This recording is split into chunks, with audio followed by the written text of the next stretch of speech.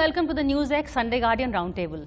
Today, in a world where most of our conversation takes place on the social media, we are here to figure out if there are any rules of engagement, if any, and also if there is any decorum in a world where the anonymous troll, more often than not, gets to have the last word. For this, I have with me a panel. I have Rajiv Chandrasekhar, MP Rajya Sabha. I have Manish Tiwari, former UPA minister, former INB minister for the UPA. I have Veer Sanghvi, former editor, columnist, and commentator, and Amit Malviya, head of the BJP's Digital Communication Cell. Manish, I'm going to begin with you since you've dealt with this problem earlier. Can we ever govern the social media? What kind of rules should there be and how do we implement them rather? Well, primarily you need to understand the internet first. The internet was the most audacious experiment in anarchy, and it has succeeded. It represents the largest ungoverned space on planet Earth. So therefore, what you are really dealing with is a tale of two civilizations, a physical civilization which emerged over 1,000 years, the brick and mortar civilization, and a virtual civilization which is evolving. And the future of humanity lies at the intersection of these two. So therefore, social media is in fact a very small subset of this. So what you really need to figure out is A, do you need to govern the internet? And B, if you do need to govern the internet, apply some rules of engagement, what those rules of engagement should be. Do we need to govern the internet? Well, Priya, it's a very difficult question to answer because I take his point that the internet is by definition a disruptor. It's meant to be a medium that empowers the individual. On the other hand, to argue that the normal laws that apply to freedom of expression, which are the few restrictions that are legal, obscenity, defamation, national security, fire in a crowded theater. Should the internet really be exempt from those? Should somebody be allowed to reveal secrets on the internet? Should somebody be allowed to defame somebody else on social media? I would imagine we have to impose some curbs, as unpleasant as this may sound. Some curbs, Rajiv. What kind of curbs should there be? No, I think, Priya, first of all, to think that there is no regulation of the internet is wrong. There is an IT Act, there are laws, and there are laws outside the internet that also apply to conduct and behavior of people online. I think part of this criticism is coming from the fact that a lot of people who are now on social media on the internet are facing a barrage of criticism, whether you call them trolls, whether you call them legitimate criticism, whether you call them illegitimate, motivated, whatever. That is very, very unusual and very unique to the internet. It is now a case of a person and his opinion being out there to be dissected by, nailed, whatever phrase you want to use, by everybody else who's on the online. It was good as long as it was all positive.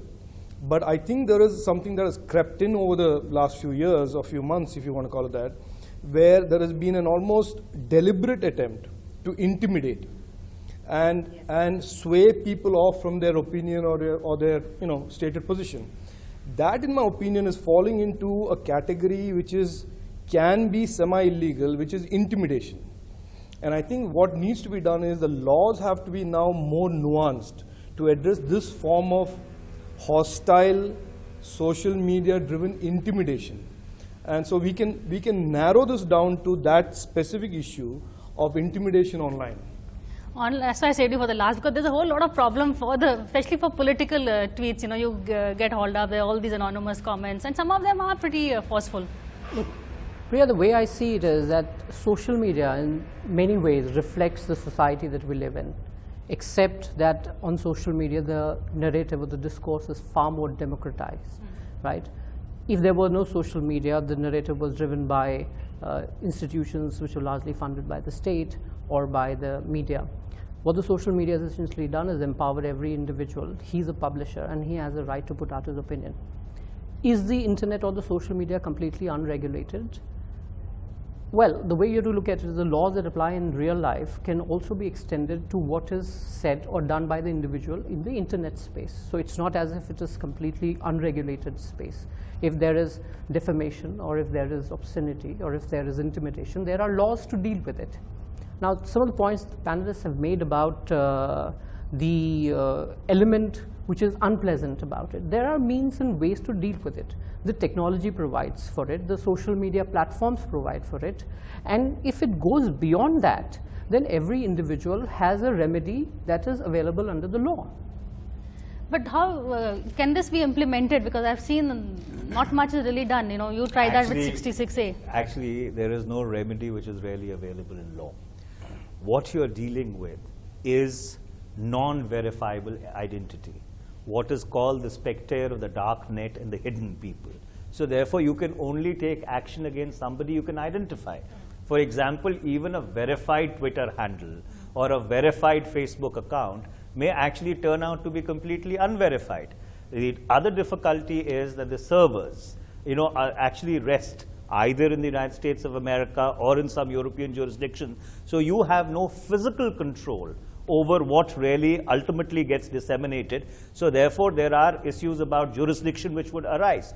But then the flip side of it is that while we live in an open democratic society and therefore, feel rightly offended if we are abused or if we are trolled or if we are bhaktified or, there are perverts who abuse you, the other side of it is imagine authoritarian, totalitarian societies where this is, or anonymity is the only form of dissent available. The Arab Spring would have never taken place, if you would have had verified social media accounts. So therefore, the challenge really lies in finding a balance. And that's why I've come to this unfortunate conclusion, and I call it unfortunate because a lot of us live with it, that trolling is unfortunately a necessary evil of the democratization of the media space. We have to live with it. No, let me just make if I could just make a quick point on what Manish said. There is an option to remain anonymous on social media, but if there is a breach of law, or if somebody decides to pursue you, then it is not as if you cannot get to the person. There are ways and means to do it. The service provider, but if they're outside your jurisdiction, then? No, that's actually just a matter of convenience, but it's not as if you can't get to the person. We've had cases in India where somebody was anonymously trolling somebody and he's being pursued under law, and they have been able to probably get quite close to cracking the case. So I'm going to interrupt you there. But what about Has anybody actually been convicted, charged, or gone to jail for trolling somebody from an anonymous Let me handle? just say this, that the conviction or the charge or somebody actually being put in jail for doing this is as good or bad as someone who would do that to you in real life. No, hang on. You made a statement saying it's possible, so I'm asking you, has anyone actually been as I charged for doing this? As I understand, a matter is under consideration. I know now. the matter you're referring to. And It's been under consideration for several months, nothing has happened. But you see, it's not to say that what is happening in social media would be any different from what is there in real life. That's a different point. You're moving away from your original point is that there is recourse and things have happened. I am telling you there may well be a theoretical recourse. In actual fact, nothing's happened. No, you can't say that unless the matter Yeah. is taken to the logical conclusion. It's still It's in been- process. And how long will the process take? But tell me how many defamation cases actually in our country get resolved in 7 months, if that's the time period you A say. defamation case is Or- when it no, hang on a minute. Defamation case is when it goes to court. This you to first identify the guy and then charge him, and then those delays will take place anyway. But at the moment, neither has the guy been identified, nor is any action being taken against him. Wait, I just want to help. Let me butt in here. I'm going to try and help Amit a bit. Not that that was not my brief, but I'm going to do it anyway. During the 2014 elections, when I came out and endorsed the then Prime Minister Narendra Modi, I got my fair share of people who came at me. And one of the things that they did was they, without me knowing it, went and modified my Wikipedia page and did a lot of things on it, which was obviously abusive. It took me exactly 2.5, 3 weeks to go back and find out from the IP address who the guy was. And That's not Twitter. no, it's not Twitter. I'm just coming back. I So take your point. Wikipedia is easy. So number one. Number two is, are there anonymous accounts and difficult to trace accounts on Twitter? Yes.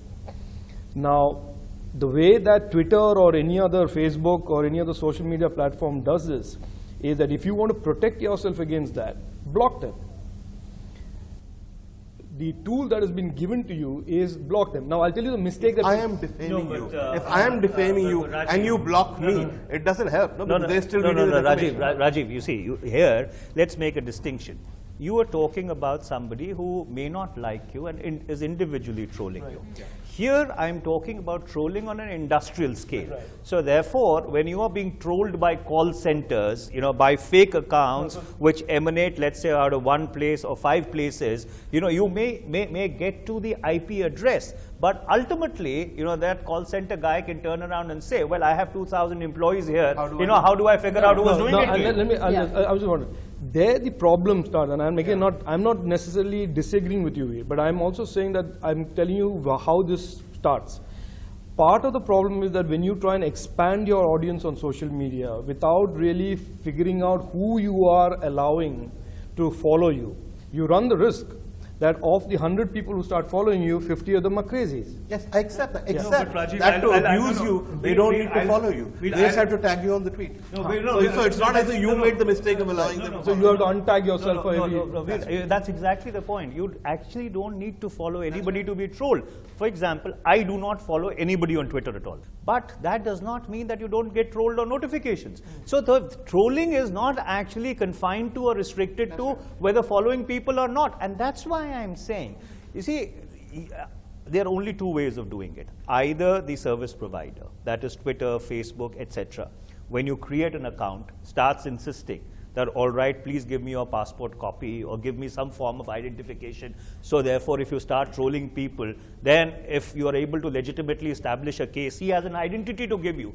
But the What do you do with prepaid SIM cards? But the raison d'etre of these platforms is actually anonymity. That's right. That they are open source platforms, Right. and anonymity is really the raison d'etre which they present to people to bring them on. Well, So some quick paying a points huge on price. that. Even a platform like Twitter now insists on mobile verifications, on email verifications, on login verifications. These are stringent measures that have been put in. But you cannot they can't use- verify a No, mobile. I can give somebody else's That's mobile. what I'm coming to.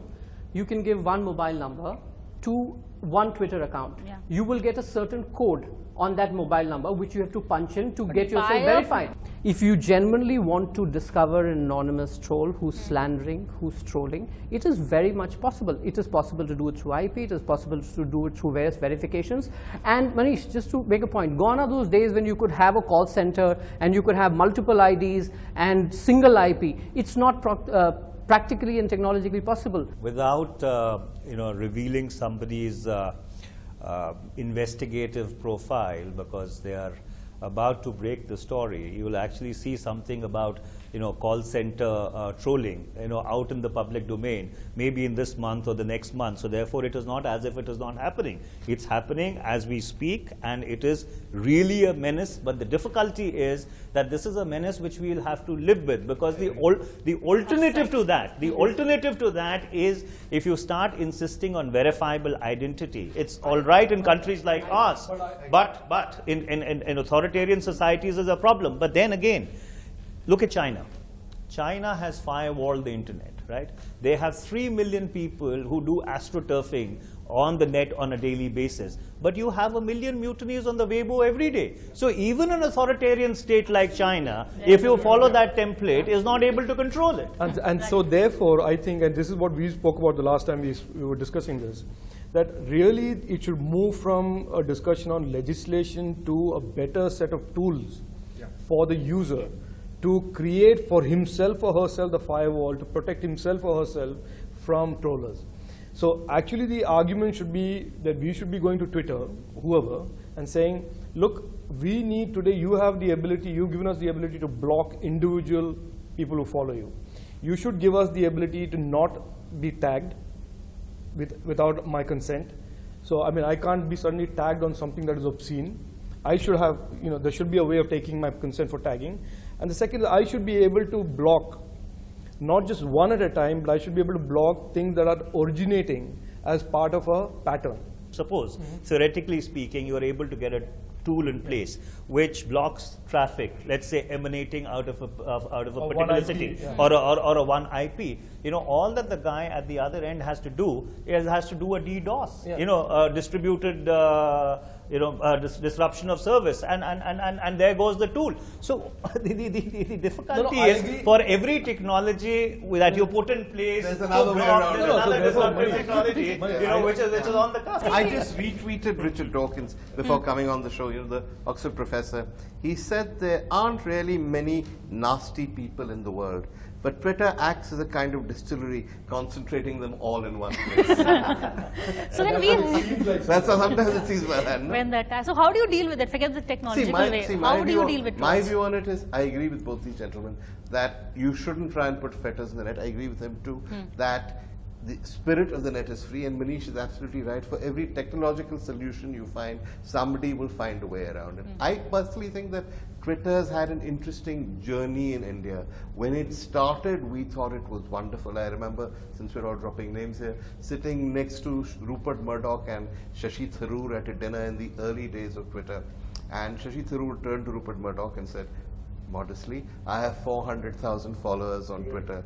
And Rupert Murdoch was slightly past it. We had to explain to him why this was significant. And Tharoor said to him, you do realize that if I need to communicate with anyone, I can just ignore the media and go directly to my followers. 2 months later, there was this cricket scandal and he had to resign, etc. And I remember thinking that just because people follow you on Twitter doesn't mean they love you, doesn't mean you have any way of getting hold of them. So that was the first phase. The second phase was what he would probably object, but what I call the Modi phase, which if you read Lance Price's book on Modi's rise, the BJP talks about this. They believed that mainstream media was against them. So they used Twitter and all kinds of social media. If you look at most of the people who abuse me or you, and you go onto their profiles, we picture the Modi, and they will sing Namo, lover, hate aptards, hate liptards, hate, let me finish, hate Gandhi dynasty, etc. Now these guys created through the use of social media a sense that there was a huge, huge, huge Modi constituency out there. We believe, perhaps wrongly as you will tell us, that much of this was created by call centers and organized attempt to create that. I don't think that attempt has stopped. I think it still goes on. But I think that has now lost credibility. We recognize that Twitter is easy to manipulate, not just by political parties, and the Congress does it too, but by commercial entities. You can go to PR agencies and they will tell you, we will do 2,000 tweets, we will make your film trend, we will do this. So we'll get you followers. So Twitter has lost the kind of glamour it had in the Rupert Murdoch, Shashi Tharoor days. It's lost the kind of credibility it had in the early days of the Modi revolution. It's just another form of social media. Okay, now you can deny it. Yeah, his hand Now has you been can up for a deny while. everything. Throughout Now you can deny everything, yes. No, look, I don't want to deny everything that you outrightly said, but what I want to make a point is that there is no denying the fact that a section of the media, and particularly the English media, was opposed to Narendra Modi. I mean, I remember you've called him a mass murderer at one of the HT Leadership Summit, and that's on record. So the fact of the matter, I called him that in an article much before that. yeah, but even in the HT Leadership Summit, I remember Rajdeep said this, Rajdeep I asked quoted yes, me he saying quoted you, and you sort of said that And yes, not behind his back, because Mr. Modi was sitting there. absolutely, Yeah. absolutely. Right. So there's been a history to it, But that right? was not on Twitter, that was to his face, and That's I was right. not anonymous. Exactly. Yeah, my that's a good point. The point that I'm making is that the English media was definitely opposed to Mr. Modi, and there was a sustained campaign against him, and every attempt was made till the afternoon. was not a faceless Let me campaign, finish, as he let me says, finish. huh? Till about 16th of May to stop him from rising to the top job. Having said that, the reason why there are a lot of people on the social media who are particularly from a different persuasion, which is not necessarily the left or the pro-Congress, is because over the last many decades, these people have been systematically kept out of institutions and media, and their view has not been allowed to come on the mainstream media. Now coming to the language part of it or the expression part of it, we must recognize that everyone's gone to different school, everyone uses different languages. There are a lot of people who come from vernacular background, and probably social media is now forcing them to communicate in English. They're probably not that good at it, but it doesn't mean that they don't have ideas and they don't want beyond to, spelling let me finish, please. It's not that they don't have ideas and they don't want to express themselves, and sometimes the language does tend to become abrasive. Well, we need to take a short break, but don't go away, because as you can see, this is a very interesting discussion. Social media and rules of engagement, if any. Has the social media or Twitter lost its charm? Well, it hasn't.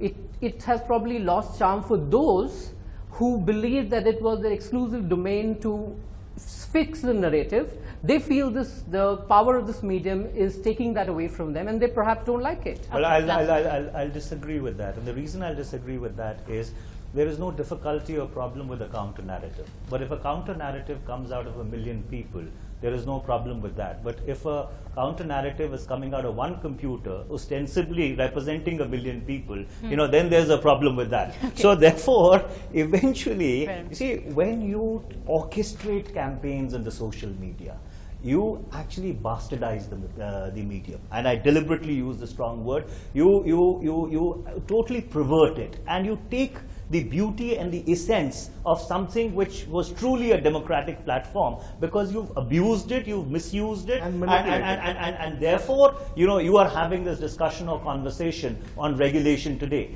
So the short point that I'm trying to make is that if things continue the way they are, there will come a time when there would be a balkanization of the internet. You will have a Anglo-Saxon net, you will have a Sunni net, you will have a Shia net, you will have a Chinese hegemonistic net, for the simple reason that eventually all this at some stage can become a very serious national security threat also. You saw that happening, with northeasterners in southern India. So let's get real that while if you abuse it for political purposes, other people may abuse it to undermine your national security. Look at the way the ISIS is using the social media. Correct. They put out more tweets than possibly our Prime Minister does, and I'm not making a comparison between the two. Okay, last. That's quite unfair, though. No, Priya, we have to be careful that if we get into this thing of saying the internet is all very manipulated and the regular media is only not. Twitter. Only Twitter. Yeah. So I think we should be careful. I think media in itself